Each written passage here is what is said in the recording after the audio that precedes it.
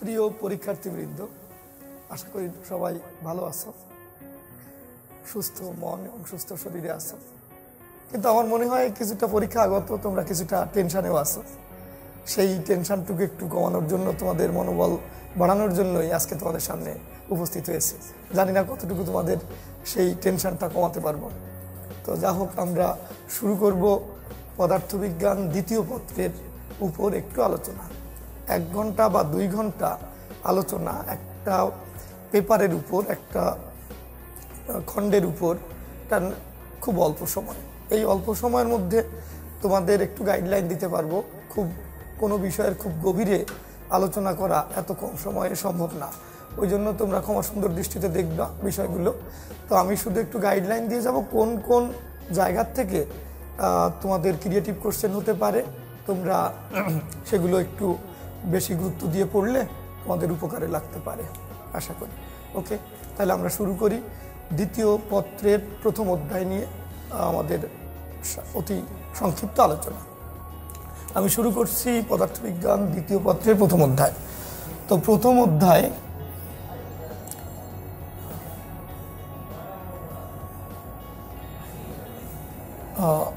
তাপগতিবিদ্যা।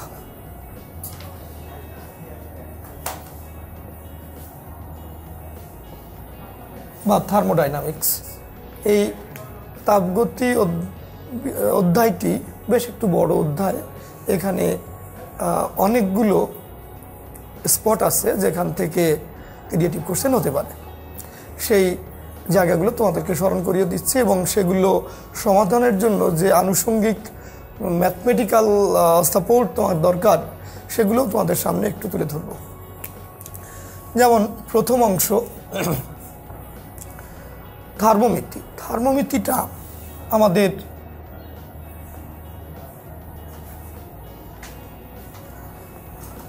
কারিকুলামে অতভাবে বলা হয়নি। থার্মোমিতির উপরে কোনো ক্রিয়েটিভ কোশ্চেন আসবে বলে আমার মনে হয় না। একটা অংশ আমরা শুরুতেই বাদ দিতে পারি। এখান থেকে ওই এমসিকিউ বা তোমার 2-1টা ওই অনুধাবন কোশ্চেন আসতে পারে। থার্মোমিতির পরে তাপগতিবিদ্যার প্রথম সূত্র।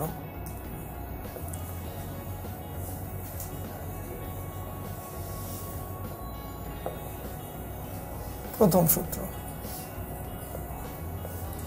এই অংশটি এই চ্যাপ্টারের একটু লম্বা অংশ। এখানে আলোচিত হয়েছে সমষ্ণ প্রক্রিয়া, রুদ্ধতাপীয় প্রক্রিয়া, সিস্টেম, তাপগতীয় সিস্টেম, তারপর অন্তস্থ শক্তি, আর হলো তোমার এখানে বিভিন্ন সমীকরণ। এই বিষয়গুলো তোমাকে একটু স্মরণ করিয়ে দিচ্ছে। এখান থেকে ক্রিয়েটিভ কোশ্চেন আসার খুবই সম্ভাবনা রয়েছে। তো প্রথম তোমার যে অংশটা, সেই অংশটার প্রতি আমরা জোর দেব। সেটা সমষ্ণ প্রক্রিয়া একটা অংশ, আরেকটি হলো রুদ্ধতাপীয় প্রক্রিয়া।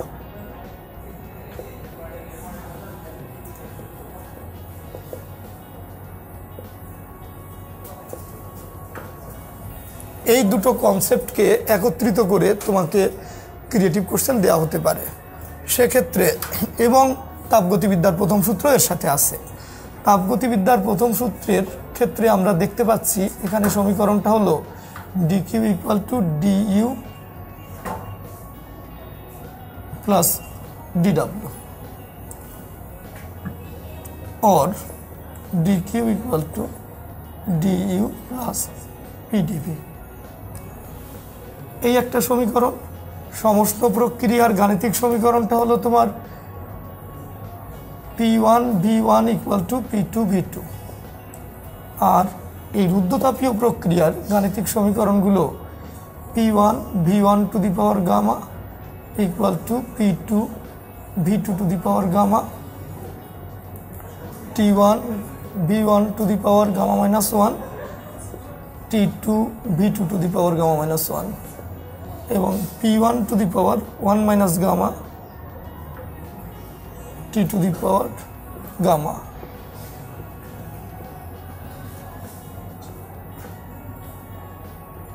এই তিনটি সমীকরণ হলো রুদ্ধতাপীয় প্রক্রিয়ার, একটা হলো সমষ্ণ প্রক্রিয়ার।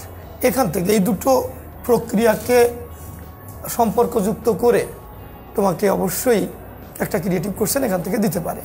সো তুমি এখান থেকে একটু রেডি থাকবা। একটা পয়েন্ট গেল। এরপর আবার একটু এই দুই প্রক্রিয়া আসে। সমষ্ণ প্রক্রিয়ার সম্পাদিত কাজ, সমষ্ণ প্রক্রিয়ায়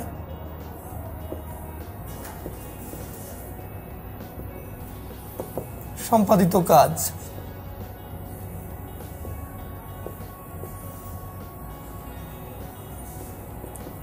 W1 R T ln V2 by V1। যদি n মোল গ্যাস হয় তাহলে তুমি এখানে একটা n লিখতে পারো। এই একটা। আরেকটা হলো রুদ্ধতাপীয় প্রক্রিয়া,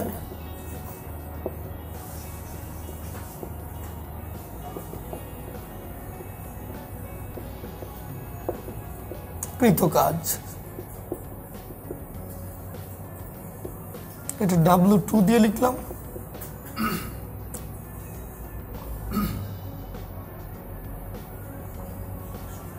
R divided by 1 minus gamma, sorry, 1 by 1 minus gamma P2 V2 minus P1 V1। এটাকে যদি একটু পরিবর্তিত করে লেখো তাহলে লিখতে পারো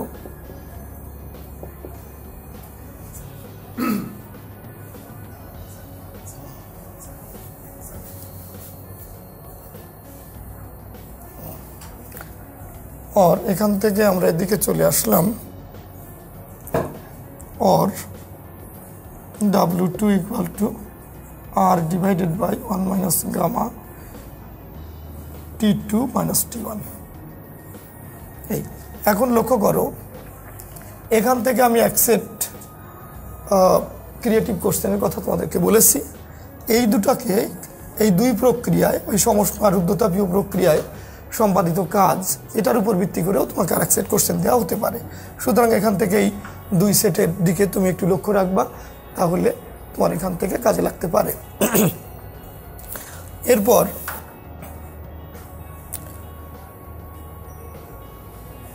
আমরা চলে যাচ্ছি তাপ ইঞ্জিনে। তাপ ইঞ্জিনের দিকে আমরা যাচ্ছি, দ্বিতীয় অংশ তাপ ইঞ্জিন।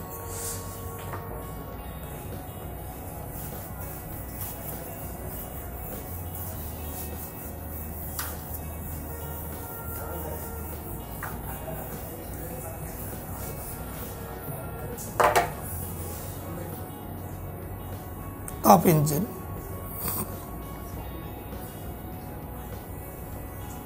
তাপ ইঞ্জিন থেকে এর দক্ষতা সম্পর্কে, কার্নো ইঞ্জিন আছে, কার্নো ইঞ্জিনের দক্ষতা দিয়ে তোমার ক্রিয়েটিভ কোশ্চেন আসতে পারে। সেই কার্নো ইঞ্জিনের দক্ষতার সমীকরণগুলো দেখো। 1 number, eta equal to W by Q1। ডাব্লুটা হলো যান্ত্রিক শক্তিতে রূপান্তরিত তাপ শক্তি, আর Q1 হলো মোট প্রদত্ত শক্তি। যান্ত্রিক শক্তিতে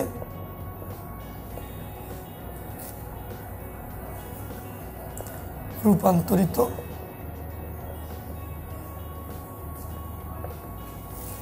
তাপ শক্তি ডিভাইডেড বাই মোট প্রদত্ত শক্তি।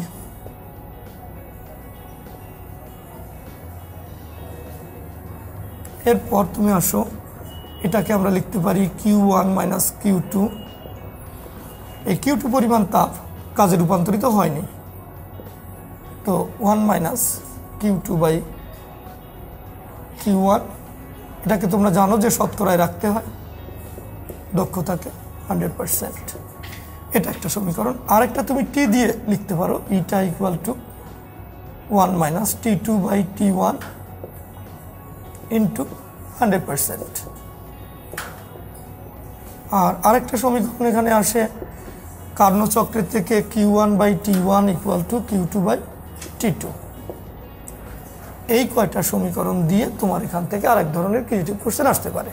এটা আমরা পেলাম তোমার তাপ ইঞ্জিন থেকে কার্নো ইঞ্জিন, তারপর সাধারণ অন্তর্দহন ইঞ্জিন, এদের মধ্যে থেকে দক্ষতা রিলেটেড বিভিন্ন ধরনের কোশ্চেন আসতে পারে, ওগুলো একটু দেখবা। এরপরে আমাদের আসে আপেক্ষিক তাপ সম্পর্কিত, মোলার আপেক্ষিক তাপ, ওই gamma equal to CP by CV. এই এখানে আপেক্ষিক তাপের অনুপাত, এখানে সিপি ধ্রুব চাপে মোলার আপেক্ষিক তাপ, এটা হলো ডিকিউ বাই এন ডিটি, এই ডিকিউ ডিভাইডেড বাই এন হলো m by m into dT. এই ডিকিউ আর সিপি আর সিভি দেখো, dQ by n dT, n হলো মোল সংখ্যা, তুমি এখান থেকে লিখতে পারো ডিকিউ মানে এই ধ্রুব আয়তনে তোমার ডিকিউ আর ডিইউ সমান হয় এম বাই এম ডিটি। এগুলোর উপর দিয়েও ভিত্তি করে তোমার ক্রিয়েটিভ কোশ্চেন আসতে পারে। আরেকটা স্পটের কথা বলে দিলাম। এবার বাকি থাকে আমাদের দ্বিতীয় সূত্র এবং এন্ট্রপি। দ্বিতীয় সূত্র এবং এন্ট্রপির উপর ভিত্তি করেও তোমাদের একটু প্রস্তুতি নিতে হবে, সেই বিষয়টা একটু দেখে নাও।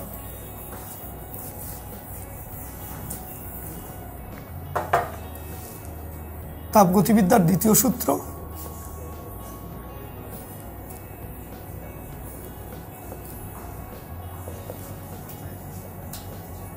এবং এন্ট্রপি।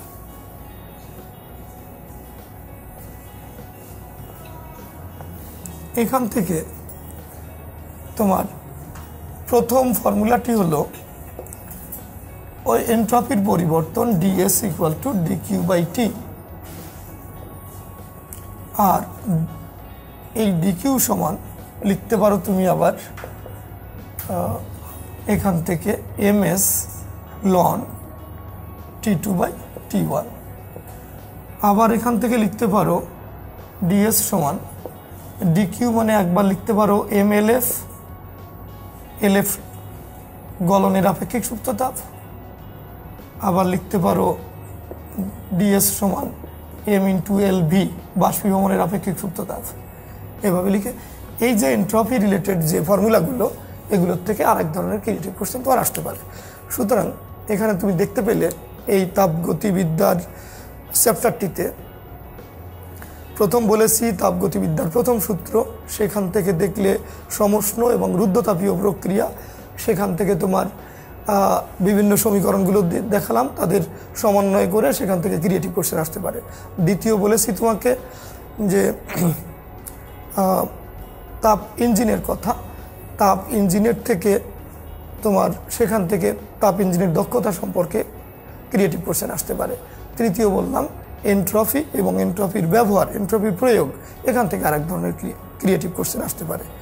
সেই কার্নো ইঞ্জিনের কথা মনে রাখবা, দক্ষতা বললেই কার্নো ইঞ্জিনের দক্ষতা, কার্নো ইঞ্জিন দ্বারা 4টি ধাপে সম্পাদিত মোট কাজ, এগুলোর বিষয়ে খেয়াল রাখবা। কার্নো ইঞ্জিনের কথা আর একটু বলে নিই। কার্নো ইঞ্জিনের মোট কাজ ডাব্লু সমান কার্নো ইঞ্জিনের পূর্ণ চক্রে মোট সম্পাদিত কাজ W1 plus W2 minus W3 minus W4। এবার এই সম্পর্কটা দিয়ে মোট কাজও বের করা যাবে। আর প্রত্যেকটার জন্য এটা সমষ্ণ প্রক্রিয়া, এটা সমষ্ণ প্রসারণ, এটা রুদ্ধতাপীয় প্রসারণ, এটা সমষ্ণ সংকোচন, এটা রুদ্ধতাপীয় সংকোচন। এই 4টার জন্য তোমার আবার ওই আমি সমীকরণ দেখিয়েছি, প্রসারণের জন্য সমষ্ণ প্রসারণের জন্য কৃত কাজ পেয়েছো, রুদ্ধতাপীয় জন্য কৃত কাজ দেখিয়েছি, সেখান থেকে আরেক ধরনের কোশ্চেন আসতে পারে। এই মূলত তাপগতিবিদ্যার প্রথম সূত্র বা তাপগতিবিদ্যা অধ্যায়টি আমরা শেষ করলাম। Thank you. তো এখন দ্বিতীয় অধ্যায়ে যাব আমরা। দ্বিতীয় পত্রের দ্বিতীয় অধ্যায়ের নাম স্থিতড়িৎ, স্ট্যাটিক ইলেকট্রিসিটি বা ইলেকট্রোস্ট্যাটিক্স। এই দ্বিতীয় অধ্যায়টিও অনেক বড়, এখান থেকে অবশ্যই একটা কোশ্চেন তোমার পরীক্ষায় আসবে। এখন কোন জায়গার থেকে আসবে তা তো আমরা ঠিক করে বলতে পারবো না, তবে তোমাদের যে স্পটগুলো বলে দিচ্ছে, আশা করি এই জায়গাগুলোর বাইরে যাবে না। তুমি যদি এগুলো ভালো করে একটু লক্ষ্য করো, ইনস্ট্রাকশনগুলো, আর টেস্ট পেপার থেকে সেগুলো একটু অধ্যয়ন করো, অনুশীলন করো, তাহলে তুমি পরীক্ষায় তোমার আকাঙ্ক্ষিত ফলাফলে চলে যেতে পারতে পারো। তো দ্বিতীয় দ্বিতীয় অধ্যায়টার নাম স্থির তড়িৎ।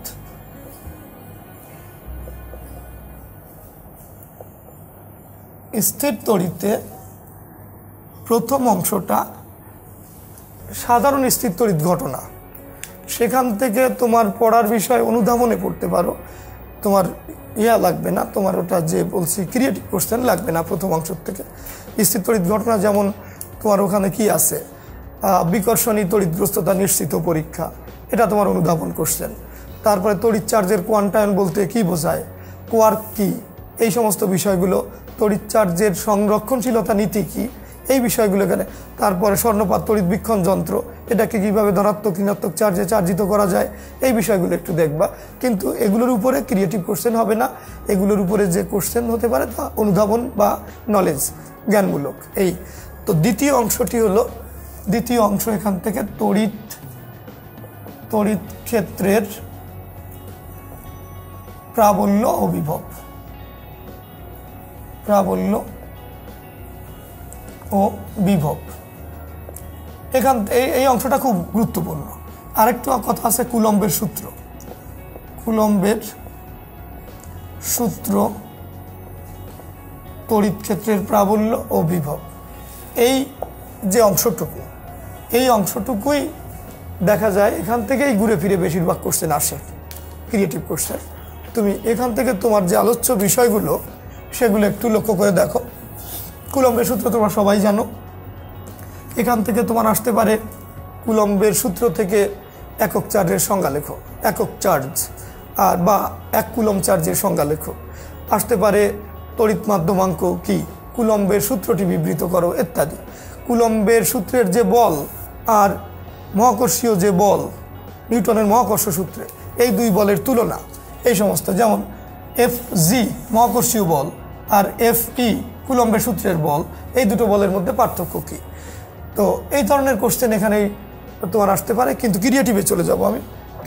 ক্রিয়েটিভ কোশ্চেন কুলম্বের সূত্র নিয়ে না, এই তড়িৎ ক্ষেত্রের প্রাবল্য ও বিভব। দেখো তড়িৎ ক্ষেত্রের প্রাবল্যের সংজ্ঞা হলো E=F/Q, সংজ্ঞার গাণিতিক রূপ।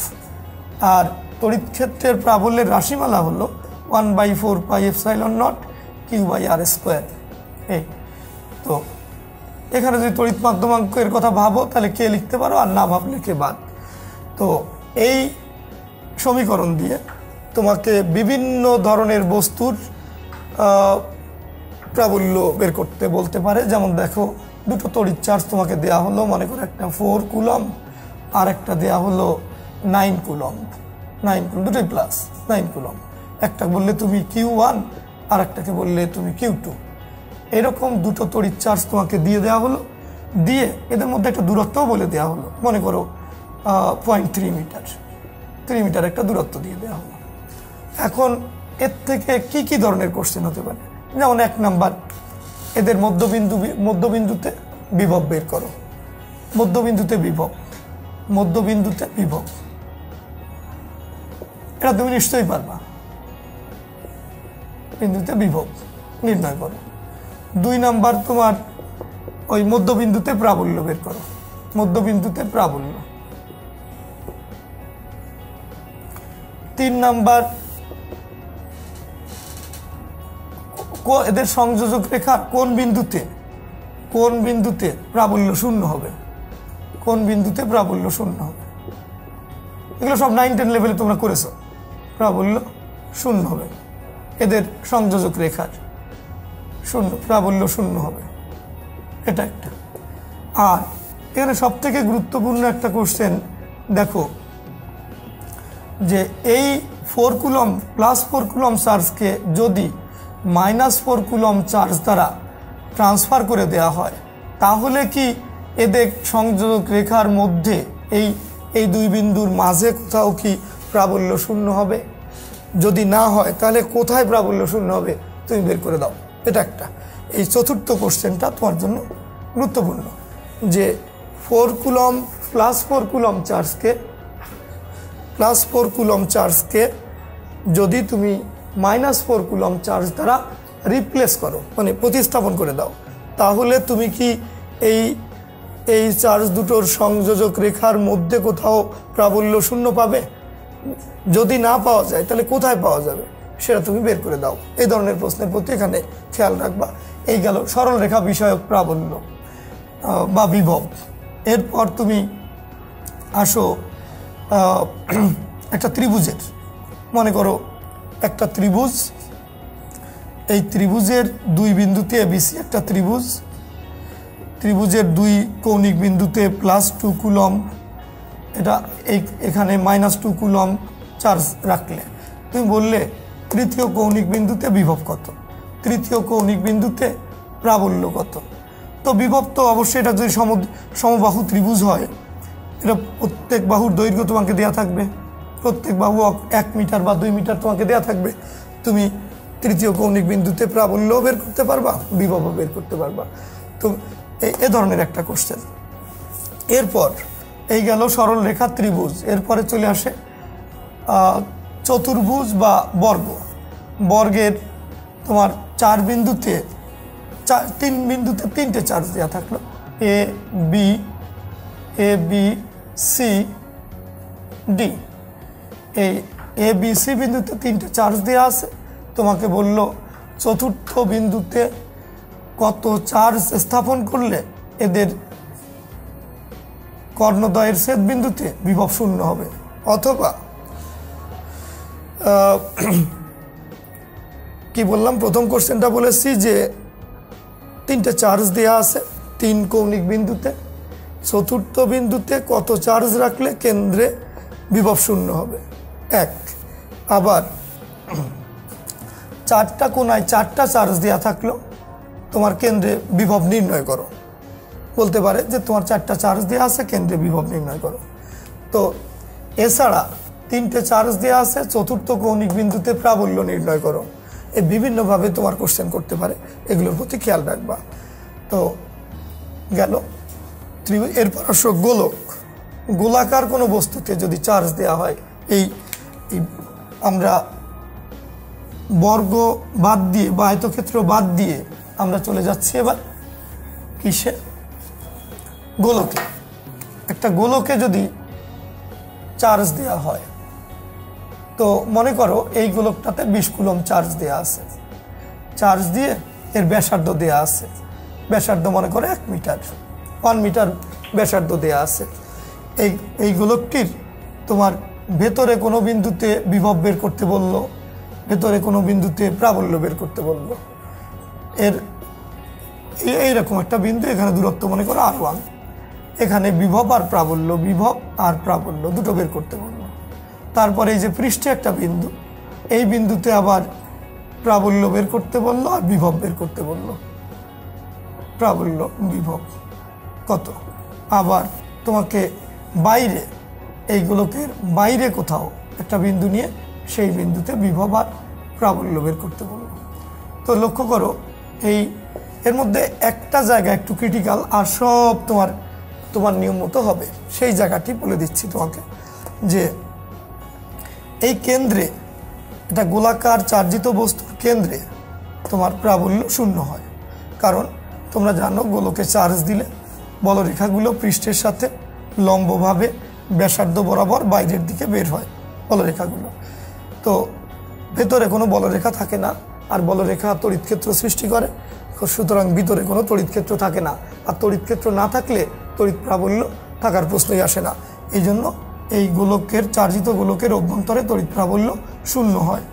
আর বিভব, এই বিভবের কথা আসি, ভেতরে কোনো বিন্দুতে বিভব এর পৃষ্ঠের বিভবের সমান। পৃষ্ঠে বিভবে যা পাবা, পৃষ্ঠে যা বিভব হবে, ভেতরে যে কোনো বিন্দুতে সেই একই বিভব হবে। আর পৃষ্ঠের বিভব তো তুমি বলেই ফেললেই দূরত্ব r দিয়ে করতে হয়, সেই r আর প্রাবল্য এই সমীকরণ অনুসারেই তুমি বের করতে পারবে। এই যে সমীকরণটা তোমাকে লিখে দিয়েছি, বিভব আর প্রাবল্য পৃষ্ঠে এই সমীকরণ অনুসারে বের করতে পারবে। আবার বাইরেও এই দূরত্বটা তো যদি তোমার জানা থাকে আরটা, তাহলে তুমি অবশ্যই চার্জ জানা আছে, দূরত্ব জানা থাকলে এই সমীকরণ দিয়ে ওই বাইরেও সাধারণ নিয়ম অনুসারে প্রাবল্য এবং বিভব বের করতে পারবে। এই গেল তোমার তড়িৎ ক্ষেত্রের প্রাবল্য ও বিভব। কিন্তু আরেকটা কথা আছে এখানে, বিভবের গাণিতিক সমীকরণটা তুমি জানো 1/4πε0 Q/r, এটা দিয়ে বিভব বের করতে হবে।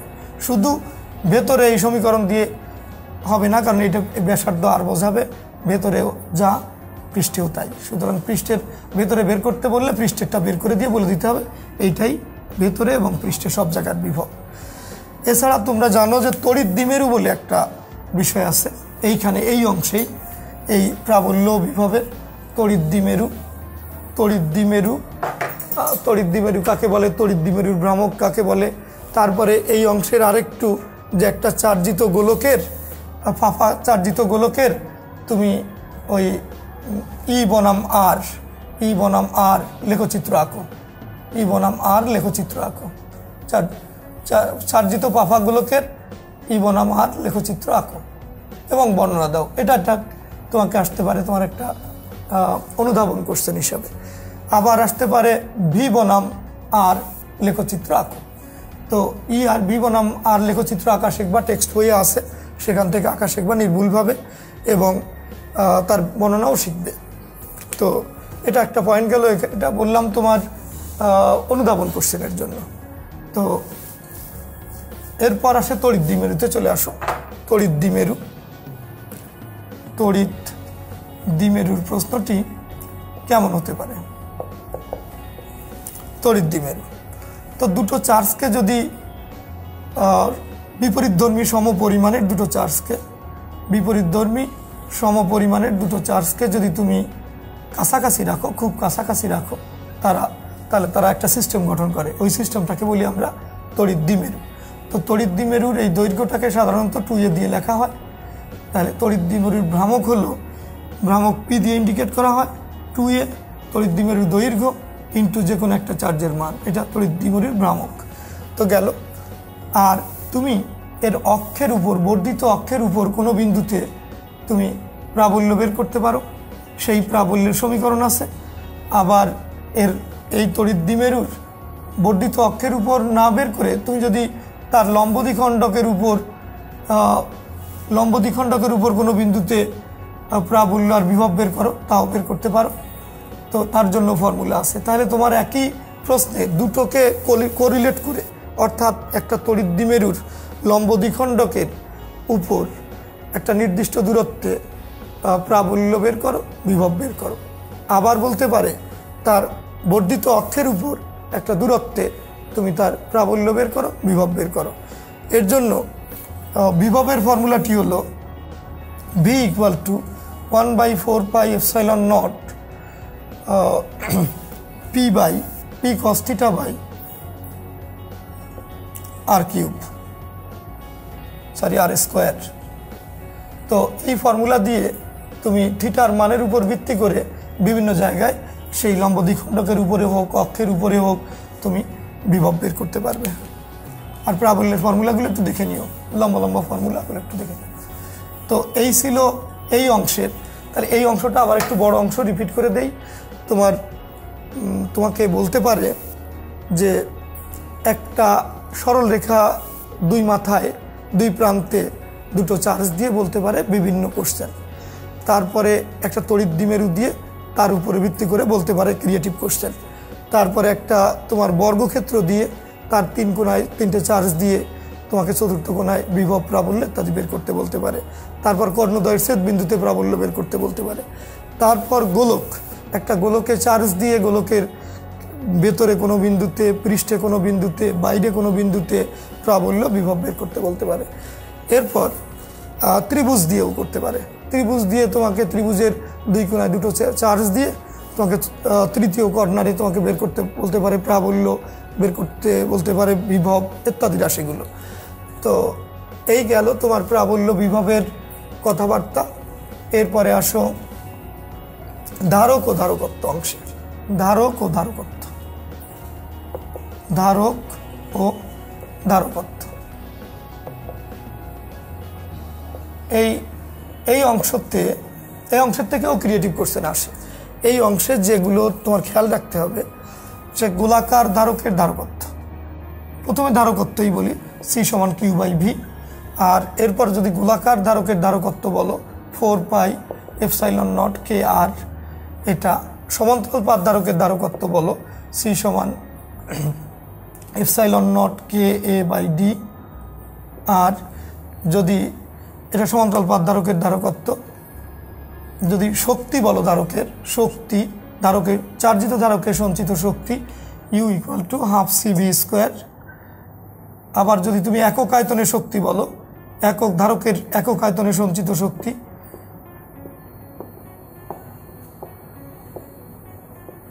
একক আয়তনে সঞ্চিত শক্তি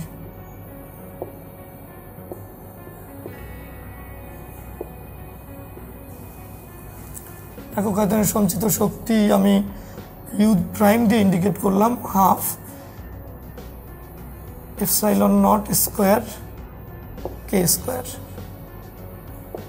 একটু দেখে নিই, এটা না k² না e², সরি। ওকে, বইটা কই?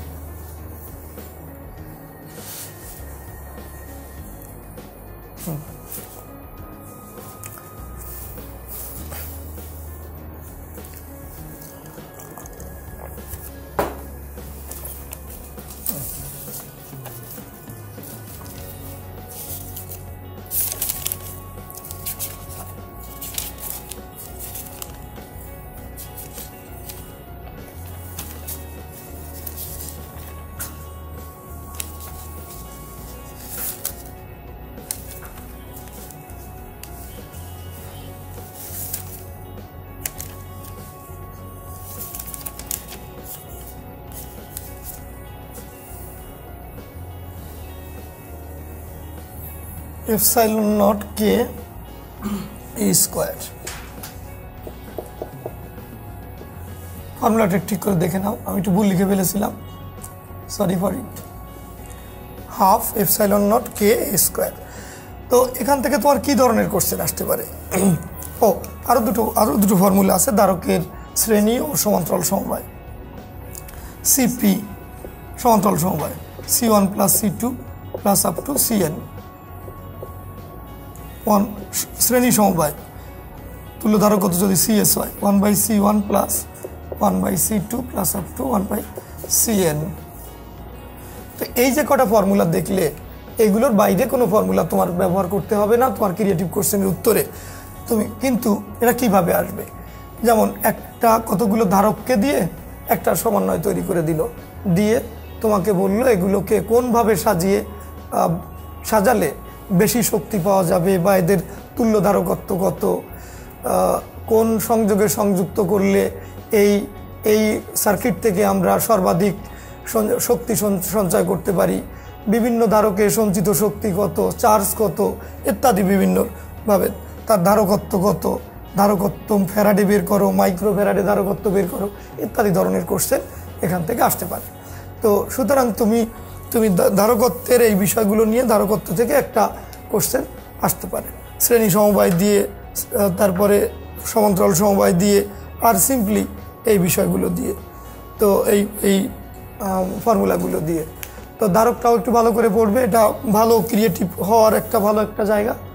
এরপরে আসে আমাদের থার্ড অংশ, সেটা হচ্ছে গাউসের সূত্র, গসেস ল। এই গাউসের সূত্র এখানে আমার মনে হয় না এখান থেকে এই গাউসের সূত্র এখান থেকে ক্রিয়েটিভ কোশ্চেন আসবে বলে তেমন মনে হয় না। তারপরেও তোমরা একটু যদি প্রয়োজন মনে করো তাহলে করো, আমি তেমন একটা দেখি নাই গাউসের সূত্র থেকে ক্রিয়েটিভ কোশ্চেন আসতে। তো এখানে গাউসের সূত্রটি কি, তড়িৎ ফ্লাক্স কাকে বলে, এই বিষয়গুলো একটু ধারণা রেখো। গাউসের সূত্র থেকে কিভাবে কুলম্বের সূত্র আমরা পেতে পারি, এই বিষয়গুলো একটু লক্ষ্য রাখো অনুধাবনের জন্য, নলেজের কোশ্চেনের জন্য। গাউসের সূত্র থেকে ক্রিয়েটিভের বেশি অ্যাপ্লিকেশন আমার মনে হয় আসবে না এখান থেকে, এইটুকু আমি যতটুকু ধারণা করি সেটুকু তোমাদের বললাম। তো এই সাথে দেখো দ্বিতীয় অধ্যায় স্থির তড়িৎ চ্যাপ্টারটি আমরা শেষ করলাম। তোমরা লক্ষ্য করে থাকবে যে প্রথম যে 4টা অধ্যায় অর্থাৎ তাপগতিবিদ্যা, তারপর দ্বিতীয় হলো স্থির তড়িৎ, তৃতীয়টা হলো চলতড়িৎ, চতুর্থটা হলো তড়িৎ প্রবাহের চৌম্বক ক্রিয়া, আর পঞ্চমটা হলো তাড়িত চৌম্বক আবেশ। এই 4 থেকে 5টা চ্যাপ্টারের মধ্যে তোমার 5টা কোশ্চেনই হয় প্রায় ক্ষেত্রে দেখা যায়। তো প্রথম 4টার থেকে তো 4টা হবেই আমার ধারণা, প্রথম 4টা অধ্যায় থেকে। তো সুতরাং এই চ্যাপ্টারগুলো ভালো করে পড়লে তুমি অনেক সুবিধা পেতে পারবে। তো তৃতীয় অধ্যায়ে আসি, যদি আমরা সময় পাই আর একবার রিপিট করব। তো আপাতত তৃতীয় অধ্যায় চলে গেলাম। তৃতীয়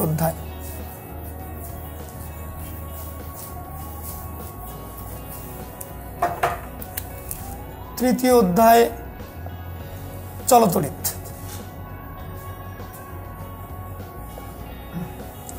চলতড়িৎ, এই চলতড়িতের কয়েকটা অংশ লক্ষ্য করতে পারো। প্রথম হলো তড়িৎ প্রবাহের তাপীয় ক্রিয়া। তড়িৎ প্রবাহের তাপীয় ক্রিয়া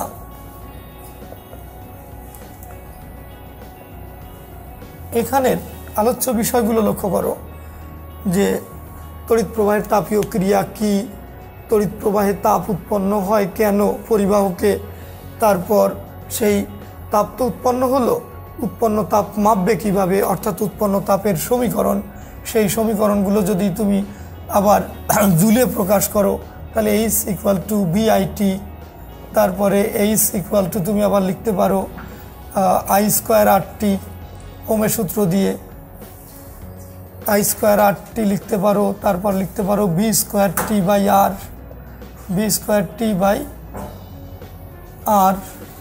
এই এইচের উৎপাদিত তাপের এই সমীকরণগুলো তোমার আছে। আরেকটা আছে জুলের সূত্র, W = JH, যে হলো জুলের ধ্রুবক বা তাপের যান্ত্রিক তুল্যাঙ্ক, তাপের যান্ত্রিক তুল্যাঙ্ক বা তাপের যান্ত্রিক সমতুল। এই তাপের যান্ত্রিক তুল্যাঙ্কের মান হলো তুমি জানো 4.2 জুল/ক্যালোরি। তো এখান থেকে তোমার আবার আরেকটা আসে দক্ষতা বলে একটা আসে। যেমন দক্ষতা, যেমন একটা কেটলি, বৈদ্যুতিক কেটলি, সে তো সবটুকু বিদ্যুৎ শক্তিকে তাপ শক্তিতে রূপান্তরিত করতে পারে না। তো সুতরাং তার দক্ষতার একটা প্রশ্ন আসে। সেই দক্ষতা ইটা তুমি লিখতে পারো এই প্রাপ্ত তাপ শক্তি বাই প্রদত্ত তাপ শক্তি, অর্থাৎ তোমার এইচটা হলো ইন্টু 100%। এখানে এই এইচটা হলো মোট তাপ শক্তি, মোট প্রদত্ত তাপ শক্তি, মোট শক্তি। এটা বৈদ্যুতিক পদ্ধতিতে সাধারণত দেওয়া হয় এই তাপ শক্তিটা। সেটার সমীকরণগুলো ওই যে তুমি লিখেছো BIT I²RT আর হলো = V²T/R। এই যে সমীকরণগুলো তুমি দেখলে, এই সমীকরণ অনুসারে বিদ্যুৎ শক্তি দেয়া হয় কেটলির পানিতে, আর পানির শক্তি গ্রহণ করে, সেই পানি যে শক্তি গ্রহণ করে MS Δθ এই ফরম্যাটে। তো সবটুকু তো আর গ্রহণ করে না, কিছু ক্যালোরিমিটার গ্রহণ করে, কিছু অপচয় হয়, সেই জন্য এই দক্ষতায় এই দুটোকে মিলে তোমাকে এক ধরনের ক্রিয়েটিভ কোশ্চেন এখান থেকে দিতে পারে। একটা প্রশ্নে বললো যে এর মান নির্ণয় করো, আর একটা প্রশ্নে বললো যে এখানে রোধ কত, এইগুলো রাশিগুলোর চাইলো, রোধ কত বা কত সময় ধরে বিদ্যুৎ প্রবাহিত করা হয়েছিল ইত্যাদি মিলে এইগুলোর উপর দিয়ে একটা ক্রিয়েটিভ কোশ্চেন এখানে তুমি পেতে পারো। তো এটা একটা অংশ গেল বিদ্যুৎ প্রবাহের তাপীয় ক্রিয়া। এরপরে আসে আমাদের সেকেন্ড পার্ট। এই অধ্যায়ের সেকেন্ড পার্টে হলো কুলম্বের সূত্র, ওমের সূত্র এবং রোধের, ওমের সূত্র এবং রোধ, এই অংশটা। এর মধ্যে তোমার বিভিন্ন রকমের আলোচনার মধ্যে আছে। যেমন মনে করো ওমের সূত্র V = IR, বা এরপরে রোধের উপর তাপমাত্রার প্রভাব আছে আরেকটা সূত্র, R⁻ = R0 × 1 + α⁻θ। আলফা হচ্ছে রোধের উষ্ণতা সহগ। তারপরে RS = রোধের শ্রেণী সংযোগ। এটা রোধের সমান্তরাল সংযোগ,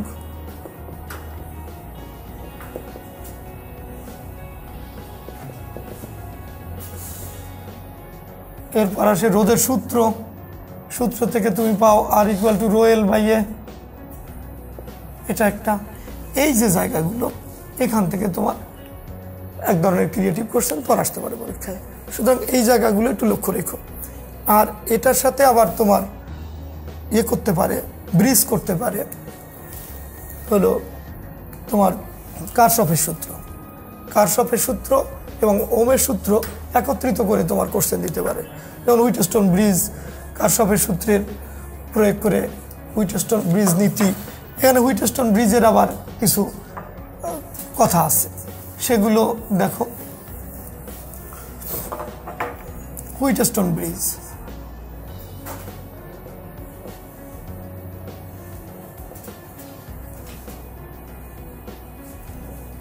এই হুইটস্টোন ব্রিজের উপর থেকে এখানে P/Q = R/S এর নীতি, 4 বাহুতে 4টা রোধ যুক্ত থাকে, 3টে জানা থাকলে চতুর্থ রোধ বের করা যায়। রোধ পরিমাপের একটা নীতি, এটা রোধ অজানা রোধ নির্ণয়ের একটা নীতি। এরই আবার বাস্তব প্রয়োগ হলো মিটার ব্রিজ, হুইটস্টোন ব্রিজের ব্যবহারিক দিক মিটার ব্রিজ। এই হুইটস্টোন ব্রিজ, মিটার ব্রিজ, এটা নিয়ে একটা ব্রিজ, এখান থেকে একটু লক্ষ্য রাখতে পারো। P/Q = L/100 - L। এল হচ্ছে সেই নিষ্পন্দ বিন্দু দূরত্ব, তোমরা জানো, মিটার ব্রিজের প্র্যাকটিক্যাল নিশ্চয়ই করেছো, সেই এখান থেকে একটু লক্ষ্য রেখো। আর এরপরে আসে কারশফের সূত্র, কারশফের সূত্র প্রয়োগ করে বর্তনী অধ্যয়ন, সেই বিষয়গুলো একটু লক্ষ্য। কারশফের সূত্রটায় যাচ্ছি।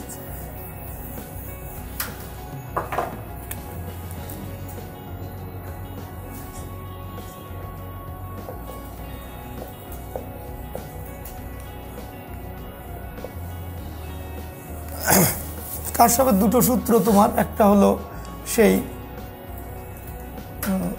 প্রথম সূত্র, সেই জাংশন থিওরেম।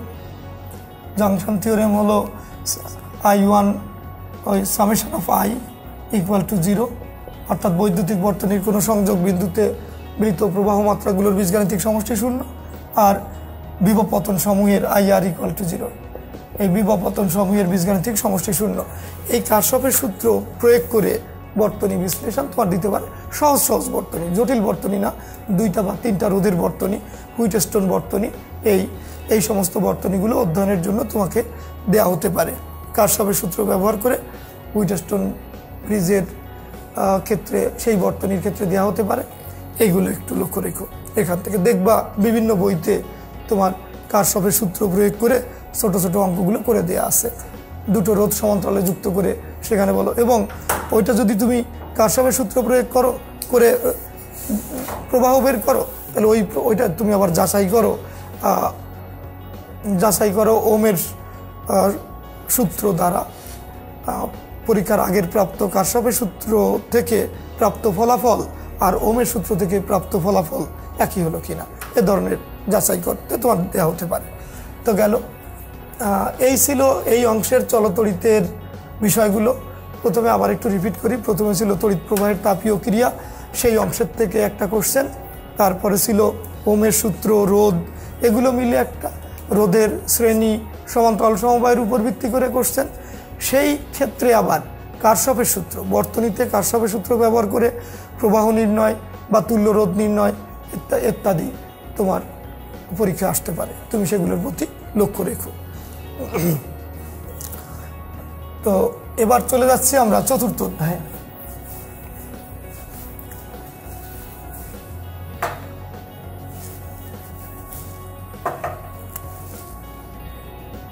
চতুর্থ অধ্যায়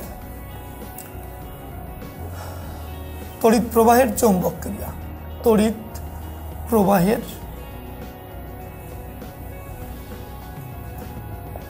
চৌম্বক ক্রিয়া।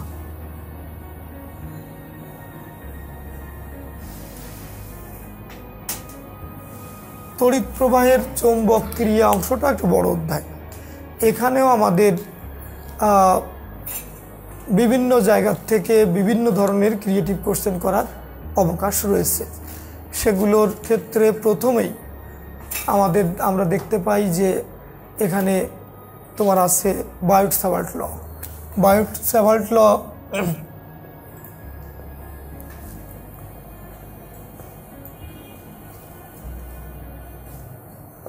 বায়োট-স্যাভার্টের সূত্র,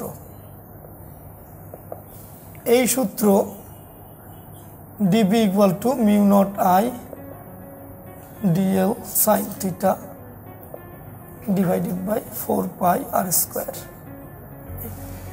এই সূত্র এবং এর দুটো প্রয়োগ কি, একটা তড়িৎবাহী লম্বা তারের নিকটবর্তী কোনো বিন্দুতে তোমার বি নির্ণয়, সেটা হলো B equal to mu naught I by 2 pi a হলো এই লম্ব দূরত্বটা, এটা তড়িৎবাহী একটা তার। আর আরেকটা অ্যাপ্লিকেশন হচ্ছে একটা বৃত্তাকার কুণ্ডলীর, তড়িৎবাহী বৃত্তাকার কুণ্ডলীর কেন্দ্রে, তড়িৎবাহী বৃত্তাকার কুণ্ডলীর কেন্দ্রে ওই বি নির্ণয়, এই পি বিন্দুতে বি কত কেন্দ্র। তো ওইটার সূত্র হলো mu naught I by 2r। তো যদি এন পাকের কুণ্ডলী হয় তা তুমি এখানে একটা এন লিখবে, n into mu naught I by 2r। এই দুটো সিচুয়েশনকে একত্রিত করে তোমাকে একটা ক্রিয়েটিভ কোশ্চেন দিতে পারে যে একটা তার, লম্বা তার মধ্য দিয়ে এত মাত্রার বিদ্যুৎ প্রবাহিত হচ্ছে, তারটি থেকে এত দূরে কোনো বিন্দুতে একটা দূরত্ব দেওয়া থাকলো, তোমার বললো চৌম্বক ক্ষেত্র নির্ণয় করো। এবার ওই তারটিকে পেঁচিয়ে বৃত্তাকার কয়েক পাকের, মনে করো এন পাকের বা 20 পাকের বা 200 পাকের একটা কুণ্ডলী তৈরি করা হলো। সেই কুণ্ডলীর ক্ষেত্রে আগের মতো আগের বি আর পরে যে বি পাইলে ওই একই তারকে কুণ্ডলী পাকিয়ে এদের মধ্যে তুলনা করো। এ ধরনের কোশ্চেন এখান থেকে আসতে পারে। গেল একটা স্পট তোমার বায়োট-স্যাভার্টের সূত্র থেকে। দ্বিতীয় অংশ এই চ্যাপ্টারের হলো লরেন্স বল এবং হল ক্রিয়া। লরেন্স বল ও হল ক্রিয়া, এই একটা অংশ। জাস্ট আমার মতো তোমাদেরকে পৃথক করে দিচ্ছি। এই লরেন্স বল তো তুমি জানো যে F equal to electrostatic force আর হলো তোমার সেই ইলেকট্রোম্যাগনেটিক ফোর্স। এই চৌম্বক বল, ম্যাগনেটিক ফোর্স, ইলেকট্রোস্ট্যাটিক ফোর্স, তড়িৎ বল আর চৌম্বক বলের যোগফল। এখানে তুমি এটা লিখতে পারো কিউই আর ওটা লিখতে পারো কিউ বি ক্রস বি, এই দুটো। আর এখান থেকে হল ক্রিয়ার থেকে হল ভোল্টেজের একটা ইকুয়েশন আছে, VH সমান VBD। ডি, এই ভি তোমরা জানো যে তাড়ন বেগ, আর বি হলো চৌম্বক ক্ষেত্র, আর ডি হলো সেই যে ফলকের মধ্য দিয়ে তড়িৎ প্রবাহিত হচ্ছে তার প্রস্থ। এই VH এর আরেকটা সম্পর্ক আছে, IB বাই NTQ। তো এন হলো ওই পরিবাহকের সেই ফলকাকৃতির, এরকম ফলকাকৃতির একটা পরিবাহকের এটা হলো তোমার একক আয়তনে চার্জের সংখ্যা, এটা হলো তার পুরুত্ব টি, আর আই তার মধ্য দিয়ে প্রবাহিত তড়িৎ প্রবাহ, আর বি চৌম্বক ক্ষেত্র যেটা তুমি স্থাপন করেছো। তো এই দুটো সূত্র আছে হল ক্রিয়ার, আর ওইটা লরেন্স বল। এই হল ক্রিয়ার থেকে তোমার একটা ক্রিয়েটিভ কোশ্চেন আসতে পারে। এছাড়াও হল ক্রিয়া থেকে তুমি চার্জের প্রকৃতিও নির্ণয় করা যায়, সেটাও তোমাকে নির্ণয় করো। কীভাবে তুমি হল ক্রিয়ার সাহায্যে চার্জের প্রকৃতি নির্ণয় করতে পারো, এ ধরনের কোশ্চেনও তোমাকে দেওয়া হতে পারে অনুধাবনে অথবা ওই সেই উচ্চতর দক্ষতায়। তো হল ক্রিয়ার দ্বিতীয় অংশটা চলে গেল। এইগুলোর উপরে ভিত্তি করে দেখো বিভিন্ন বইতে কোশ্চেন করে দেওয়া আছে, উদাহরণে আছে, এক্সারসাইজ আছে, টেস্ট পেপারে আছে, বিভিন্ন কলেজের কোশ্চেন আছে, সেখান থেকে তুমি কোশ্চেনগুলো লক্ষ্য করো। তো দেখবা এই হল ক্রিয়া অংশ থেকে প্রায় কলেজে বা বিভিন্ন পরীক্ষায় কোশ্চেন আসে, সেগুলো একটু লক্ষ্য করবা। দ্বিতীয় অংশটা চলে গেল আমাদের হল ক্রিয়া ও হল বিভব। তৃতীয় অংশ এই অধ্যায়ের তৃতীয় অংশে একটা পরিবাহকে তৃতীয় অংশে আছে আমাদের একটা তড়িৎবাহী পরিবাহকের উপর ক্রিয়াশীল চৌম্বক বল। যেমন তড়িৎবাহী পরিবাহকের উপর ক্রিয়াশীল চৌম্বক বল, তড়িৎবাহী পরিবাহকের উপর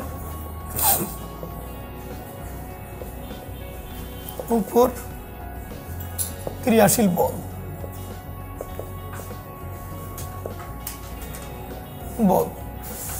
এটা এই সমীকরণটা হলো তোমার F equal to ILB sin theta, ILB sin theta। তড়িৎবাহী চৌম্বক ক্ষেত্রে স্থাপিত, আরেকটু খেয়াল করতে হবে, এখানে আমি একটু কথা লিখতে ভুলে গিয়েছি। চৌম্বক ক্ষেত্রে স্থাপিত, চৌম্বক ক্ষেত্রে স্থাপিত তড়িৎবাহী পরিবাহকের উপর ক্রিয়াশীল বল ILB sin theta। আর ভেক্টর ফর্ম লিখলে IL cross B, F equal to IL cross B। তো এটা একটা। আরেকটা দেখো, ওই যে FM তুমি একটু আগে দেখলে FM সমান QBB sin theta, এগুলো মিলে তোমার বিভিন্ন রকমের কোশ্চেন হতে পারে।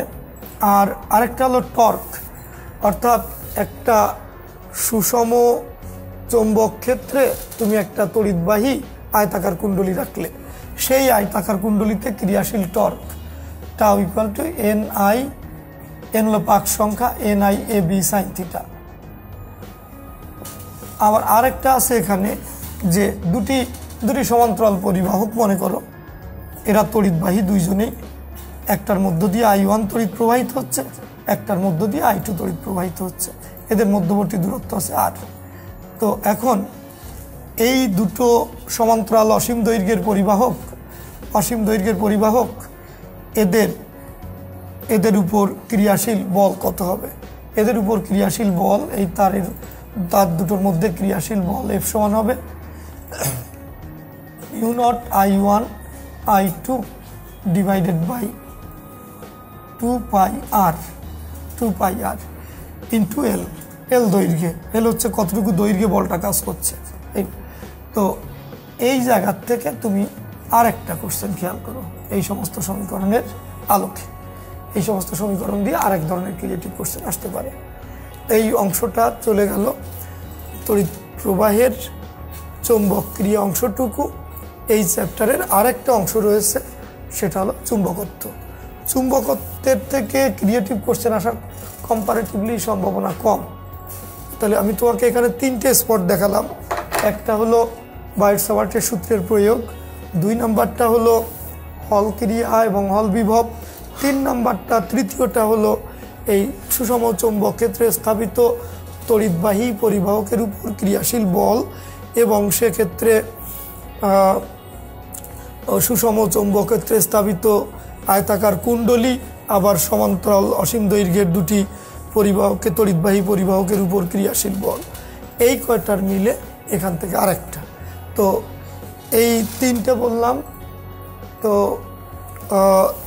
এই তিনটা আরেকটা বাকি অংশ আছে। আমাদের এই সেশনের সময় প্রায় শেষ হয়ে আসছে, আমাদের হাতে আর 3-4 মিনিট সময় আছে। এই 3-4 মিনিট সময়ের মধ্যে এই চ্যাপ্টারের শেষ অংশটুকু দেখে আমরা এই সেশনটা শেষ করব। সেই অংশটুকু একটু লক্ষ্য করো, সেটা হলো চুম্বকত্ব অংশ। চুম্বকত্ব অংশটুকু, এখান থেকে ক্রিয়েটিভ কোশ্চেন আসার সম্ভাবনা একটু কম, তারপরেও তোমাদের একটু বলে দিই যদি সময় পাও। চুম্বকত্ব অংশটুকু দেখো। এই অংশে তোমার ওই যে বিনতি, বিচ্যুতি এবং ভূচুম্বক ক্ষেত্রের প্রাবল্যের অনুভূমিক উপাংশ, এই যে তিনটি রাশি, এই তিনটি রাশিকে বলা হয় ভূচুম্বকত্বের মৌলিক উপাদান। তোমরা জানো যে আমাদের পৃথিবী একটা বিশাল চুম্বক। এর চৌম্বক ক্ষেত্রকে, পৃথিবীর চৌম্বক ক্ষেত্রকে ব্যাখ্যা করার জন্য যে তিনটি রাশির প্রয়োজন হয় তারা হলো বিনতি, বিচ্যুতি এবং ভূচুম্বক ক্ষেত্রের প্রাবল্যের অনুভূমিক উপাংশ।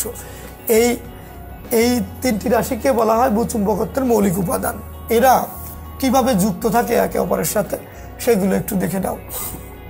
যেমন এদের থেকে একটা ক্রিয়েটিভ কোশ্চেন আসলে আসতে পারে, না আসলে নাও আসতে পারে। তো একটা দণ্ড চুম্বককে যদি তুমি ভার কেন্দ্র দিয়ে ঝুলিয়ে দাও মুক্তভাবে তার ভার কেন্দ্র দিয়ে, তাহলে তুমি দেখো দণ্ড চুম্বকটি অনুভূমিকের সাথে সমান্তরালে না থেকে একটু কোণ করে অবস্থান করে, অর্থাৎ অনুভূমিকের সাথে কিছুটা কোণ তৈরি করে সে। এই কোণটুকু হলো ওই স্থানের বিনতি। এটা পৃথিবী বিরাট চুম্বক বলে এই ধরনের ঘটনা ঘটলো। এই বিনতি কোণকে ডেল্টা দিয়ে ইন্ডিকেট করা হয়ে থাকে। তো এখন কেন এটা এদিকে ঝুঁকে আসলো, এটা হলো ভূচুম্বক ক্ষেত্রের লব্ধি প্রাবল্য এদিকে কাজ করে। সেই লব্ধি প্রাবল্যকে আমরা বি দ্বারা ইন্ডিকেট করলাম। এদিকে এই লব্ধি প্রাবল্যকে আমরা যদি দুটো উপাংশে ভেঙে দেই, দুটো উপাংশে, এদিকে একটা উলম্ব উপাংশ, এদিকে একটা অনুভূমিক উপাংশ, তাহলে আমরা এদিকে পাই বি কস ডেল্টা এই উপাংশটি, এদিকে পাই বি সাইন ডেল্টা এই উপাংশটি পাই। তাহলে এটাকে আমরা ভার্টিক্যাল কম্পোনেন্ট বলে বি দিয়ে, হরাইজন্টাল কম্পোনেন্ট বলে এইচ দিয়ে ইন্ডিকেট করলাম। তার মানে এখান থেকে দুটো সূত্র পেয়ে গেলে তুমি, এইচ সমান হলো বি কস ডেল্টা এক অনুভূমিক ভূচুম্বক ক্ষেত্রের প্রাবল্যের অনুভূমিক উপাংশ, আর ভি সমান বি সাইন ডেল্টা, এটা ভূচুম্বক ক্ষেত্রের প্রাবল্যের উলম্ব উপাংশ। এদেরকে যদি তুমি স্কোয়ার করো, যোগ করো, তাহলে তুমি পাবা বি স্কোয়ার সমান H square plus V square. এটা আর একটা তোমার। আবার যদি এদের ভাগ করে দাও, 2/1 করে দাও, তাহলে তুমি পাচ্ছ এখান থেকে ট্যান ডেল্টা, সরি এখানে থিটা লিখে ফেলেছি, tan delta is equal to B H. এই চারটা সূত্র নিয়ে এখান থেকে যদি কোনো ক্রিয়েটিভ কোশ্চেন আসে তাহলে এই চারটা সূত্রের উপর দিয়েই আসবে। সুতরাং তুমি দেখতে পাচ্ছ এখানে যে কয়টা স্পট তোমাদেরকে বলে দিলাম সেগুলো একটু খেয়ালে রাখবে। প্রথম বলেছি বায়োট-সাভার্টের সূত্র এবং তার দুটো অ্যাপ্লিকেশন, লম্বা তারের জন্য, বৃত্তাকার কুণ্ডলীর জন্য, এই দুটোকে ব্রিজ করে তোমার একটা ক্রিয়েটিভ। তারপরে বলেছি হল ক্রিয়া এবং হল বিভব এবং তার প্রয়োগ, এর থেকে আরেকটা। তারপরে বলেছি একটা বিদ্যুৎবাহী তার যখন চৌম্বক ক্ষেত্রে রাখা হবে তখন তার উপরে বল ক্রিয়াশীল হবে, ওটা দিয়ে যখন কুণ্ডলী তৈরি করা হবে আয়তাকার কুণ্ডলী, তার উপরে টর্ক ক্রিয়া করবে। আবার ওর দুটো তার যখন পাশাপাশি রাখা হবে তখন তার মধ্যে একটা বল ক্রিয়া করবে। এই তিনটি ঘটনা খেয়াল করে আরেকটি ক্রিয়েটিভ কোশ্চেন এখান থেকে লক্ষ্য করো। এগুলো তিনটে জায়গা দেখালাম, আর এটা আরেকটা এই ভূচুম্বকত্ব থেকে। এই জায়গার থেকে প্রস্তুতিগুলো নিলে আশা করি তোমাদের এই চ্যাপ্টারেও তোমরা পেয়ে যাবা তোমাদের পছন্দ মতো কোশ্চেন। Thank you. এই সেশন এখানে শেষ করলাম।